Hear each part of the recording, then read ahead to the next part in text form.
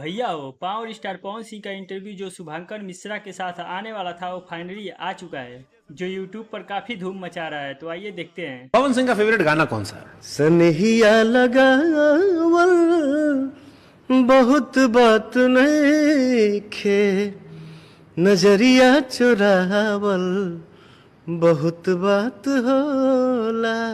अभी स्त्री 2 आई थी, हाँ, लॉलीपॉप 2 नहीं आ सकता?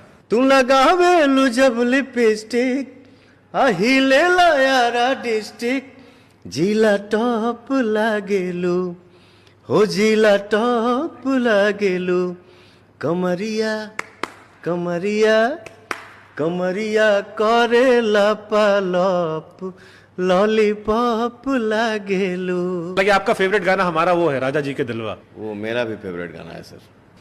अरे फेंक दो ना लोढ़ा, गुस्सा कम करो थोड़ा चूड़ी टूट जाई। फेंक दो ना लोढ़ा, गुस्सा कम करो थोड़ा चलिए भैया, वीडियो पसंद आया तो वीडियो को लाइक और चैनल को सब्सक्राइब जरूर कर देना।